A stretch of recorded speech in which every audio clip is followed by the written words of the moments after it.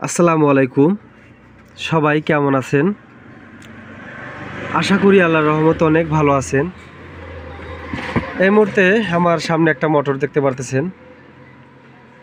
তো মোটরটার সমস্যা হলো, মোটরটা অর্থাৎ গাড়িতে সিমেন্ট সাজাইছিল বেশি মাত্রা।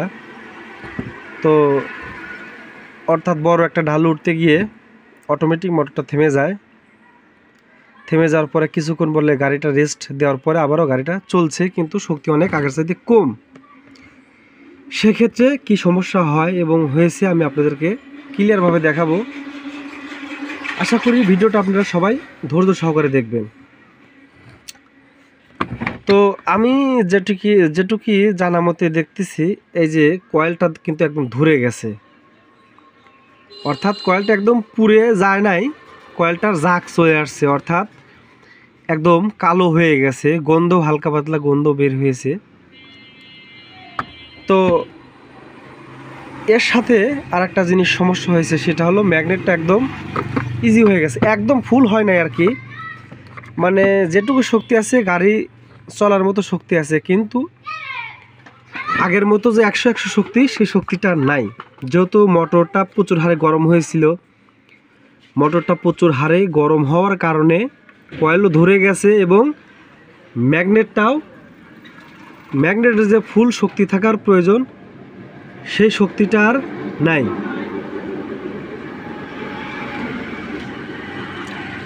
তো যারাই আমার নতুন টেকনিশিয়ান ভাইয়েরা আছেন, আশা করব এই ধরনের মোটর আপনারা বাধাই করার আগে ম্যাগনেটটা চেক করে নিয়ে তারপরে বাধাই করবেন। কিসের জন্য? এইটার হয়তো ম্যাগনেটটা দুর্বল হয়ে গেছে, ভালো আছে কিন্তু দুর্বল হয়ে গেছে। সেই ক্ষেত্রে যদি এই মোটরটা বাধাই করা হয়, তাহলে কিন্তু মোটর আবারও পুড়ে যাবে। কিসের জন্য? যদি ম্যাগনেট দুর্বল থাকে, সেই ক্ষেত্রে কয়েল বাধাই করলেও কয়েলের প্রতি বেশি প্রেসার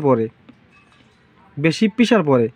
কয়েল ম্যাগনেট দুইটাই কিন্তু অ্যাকুরেট থাকতে হবে, দুইটাই অ্যাকুরেট থাকলে আশা করি মোটর বাধাই করলে টিকসই হবে। তো যাই হোক, আপনারা যারাই আমার নতুন ভাইয়েরা আছেন, অবশ্যই আপনারা ম্যাগনেট চেক দিয়ে নিয়ে তারপরে মোটরটা বাধাই করবেন। আর যাই হোক, আমি কালকে একটা ভিডিও আপলোড করেছিলাম, একটা সবাইকে কমেন্ট করেছিলাম, ভাই আমার এই ডায়োড বোর্ডের রেটটা যারা জানেন অবশ্যই জানাবেন। একটা ভাইজান জানিয়েছে, ভাই অনেক আপনাকে ধন্যবাদ। আরও ভাইরা কমেন্ট করেছে, অবশ্যই আমি আপনাদেরকে উত্তর দিব।